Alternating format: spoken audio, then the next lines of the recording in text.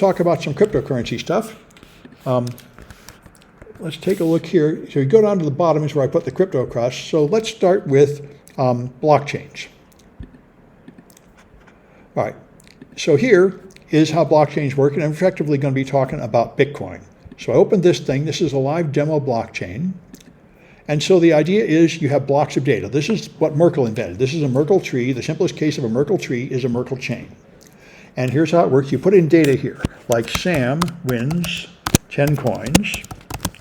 Okay, so I have some data in there. Now the hash value is down here at the bottom, F72 and all that jazz. So this block has not yet been mined. There's a number here called nonce, which is a number used only once. That's what it stands for. And this can be changed to any random number. So when you mine a block, you just try random numbers for the nonce until you get a hash that starts with a lot of zeros. Now it's done mining. This value causes the hash to start with 4 or 5 zeros here. So that's the difficulty of the mining, is 4 zeros. And this block has been mined, so it turns green, which I don't think is coming through on the projector. But anyway, now the next block, whoever mines the block, they win a prize. So Bill might mine this block and win 10 coins. And Sam might send some money, send Sue 4 coins, and so on. So you have data in here, but Bill's going to do the mining. So when Bill mines, he finds the nonce value that gives him a bunch of zeros here, and this one's mined, and this block included the hash from the previous block. So if anybody tries to cheat, like Sam tries to have 100 coins, this block is no longer mined, and that block is no longer mined. So if you just verify the latest block, that means the whole chain must be intact up to that point. And that's the point of a chain. The whole point of a blockchain is it is a database where anybody can write to it, but nobody can change anything. It's perfect for a financial log or any other kind of a transaction log, any kind of log. So many people can submit data. The data gets included here and mined. And once it's in there, it can never be taken back. So you have a record of the past that anybody can easily verify by just checking the hash of the latest block. Get the hash. Well, the hashes are stored to the blockchain. Okay, but how do you lose bitcoins if you forget something? Oh, you lose? Yes. Bitcoins, see, the way it knows who these coins are, they're tied to your keys. And your keys are using public key cryptography, the private key and a public key. Your account number is your public key. So if you publish your account number, anybody can send you money. But you can only spend the money if you have your private key. If you lose your private key, that money is stuck on the blockchain forever. And that's why there are guys, trying to dig through a dump to find the hard drive they threw away that has $100 million worth of Bitcoin and all that jazz. That's something like, I think, 5% of all the Bitcoins have been lost this way. So it is a big problem. So this is the blockchain, and you can have different data, and the point is now you have integrity of your data. Now, that's a simple blockchain, and there are a few flags you can do here just to see it go. There's a few things you can do here. So mine these things, and you'll find a nonce value, and you'll find a flag there. All right, and now we can look at Coinbase. If we go to, there's a more realistic demo than this one up here on the Coinbase. So here you have transactions and a nonce, and this is called the Coinbase, is the reward that each person gets. So Anders gets $100 for mining this one, and so on, and then you have more transactions there. So it's just a more structured way to store the data, but it's the same principle. Now, let me go back to the less structured one to explain Ethereum. What I just described is essentially Bitcoin. Ethereum is different. Ethereum has smart contracts. You can now have data here and code. And then when you go to the next block, it runs that code. So you have data 1, data 2, say, and the same code. So the code runs and it processes the data, and this is your time. The next block means that calculation has been done, and it's also signed and mined. So you have programs running on the blockchain and permanently recorded. And these are called smart contracts, and the point of them is they run with no human. So you can make so the original one was the DAO. The DAO was the Digital Autonomous Organization. It was invented to prove the value of Ethereum. Ethereum was the cryptocurrency that added this feature, which was not present in Bitcoin. So now you could run programs on the blockchain. And the reason was you would now have a company that is simply run by code. So they wrote code and they put it on there and called it DAO, the Digital Autonomous Organization, and it was an investment bank where people could invest money with it, and then they earn interest on their money, and you could make proposals to borrow some of the money, and the people that had invested money could vote, and then they could decide whether to approve your proposal, and if they approved it, you would get some of the money, and then you'd have to pay it back with interest.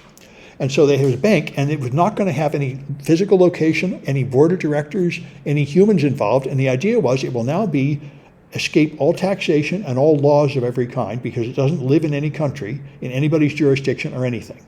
It's running on the blockchain, which is duplicated by all the thousands of miners everywhere, so it'll be replacing all the company government with a computer system that could not be stopped or controlled by any government.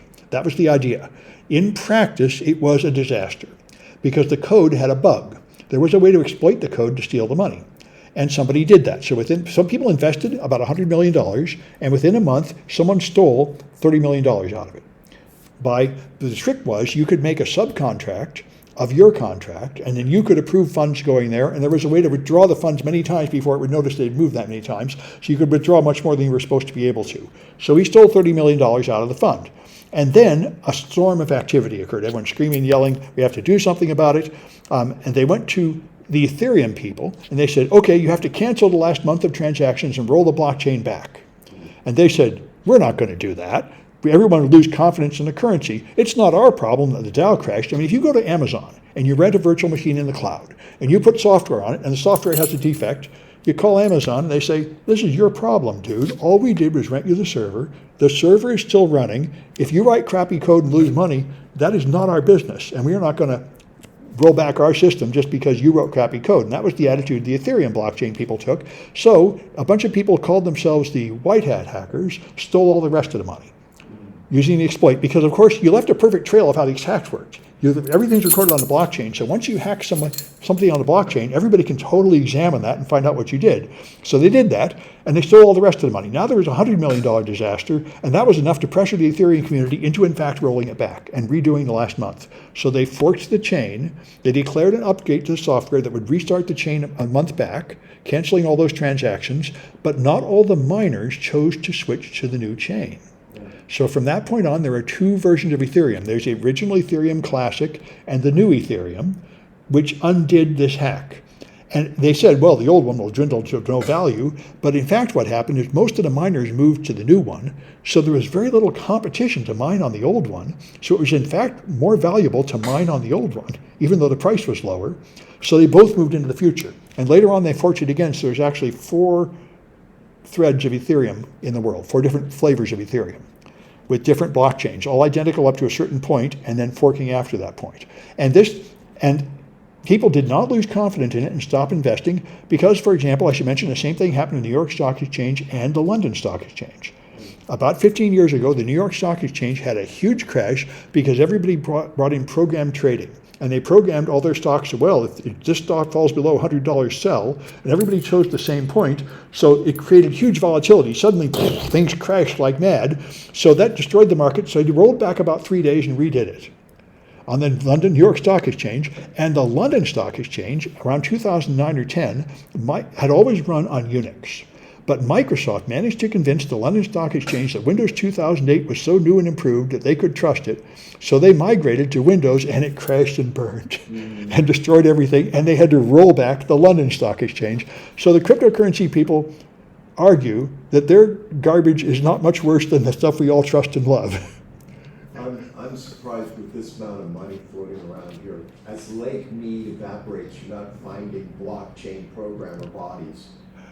It's incredible. You know, it was $3 trillion in the crypto space in November. Now it has fallen to $1 trillion with the current crypto crash, but it's still pretty big. Of course, the whole U.S. economy is about $100 trillion, but it's getting big enough that's why Elizabeth Warren and other regulators are talking about regulating. They're saying crypto is getting big enough that if they continue to do these crazy things and crash all the time, they could drag us all down. Yeah. Well, forget climate change. Well, it's out the window. That's an issue. Anyway, this is the basic of how it works. Our garbage is just as... I'm just quickly curious. Yeah. I love this stuff, but Yeah. why did you include blockchain in cryptography? Oh, it's a killer application of it. This is Well, developing hashes are just crypto? oh, there's a bunch more. We're going to talk about a bunch more. It's good that you asked this. So we're going to talk, right now I'm going to start talking about smart contracts, and then we can talk about roll-ups. The mathematics in smart contracts is amazing.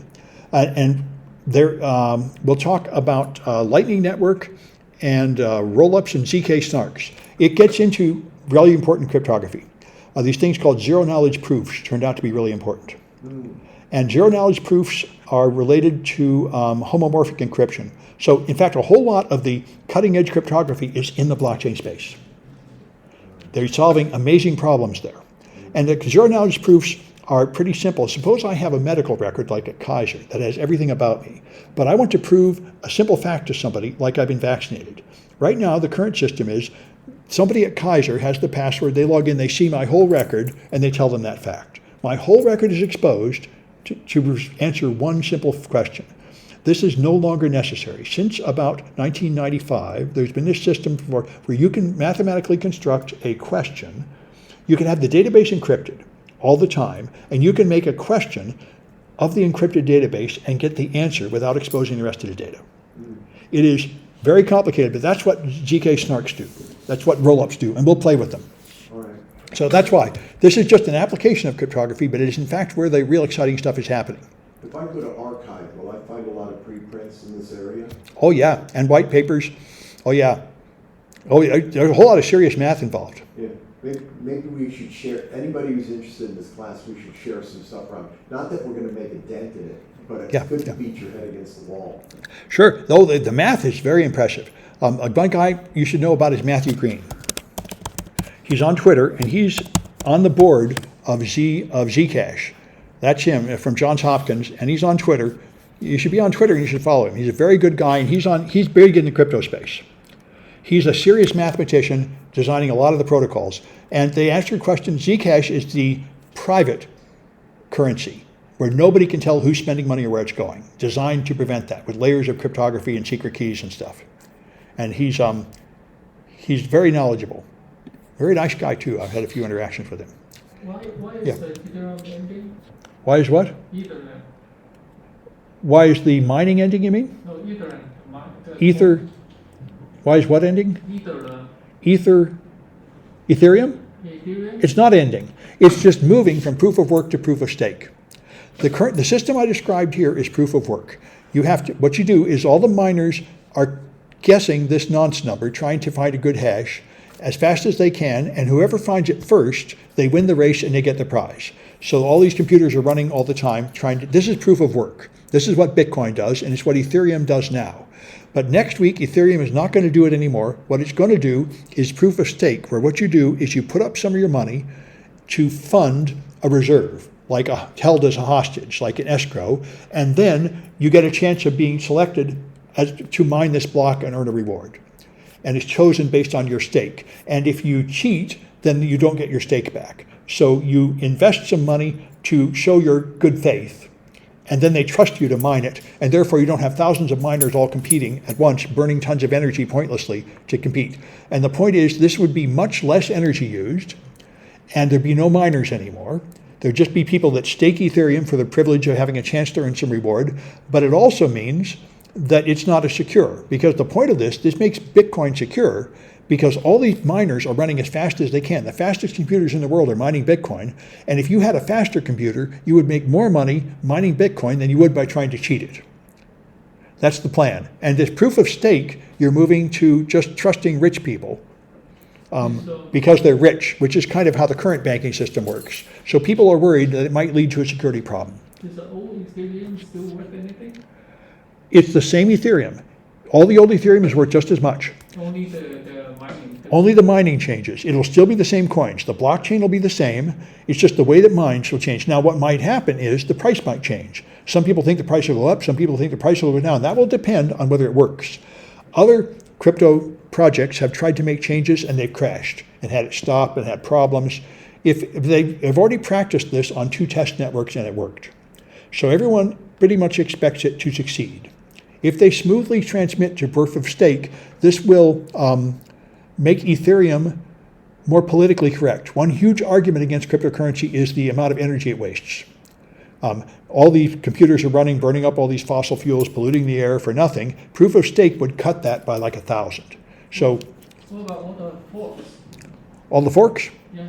Well, the forks are probably still going to be running proof of work for a while, but they're a really lesser value. So there's not as, in fact, a lot of people are talking about what's going to happen. All the people that have Ethereum mines, now their hardware is going to be worthless, so they're talking about what they're going to do with it. They're trying to sell it to other people. They're trying to move it to other chains.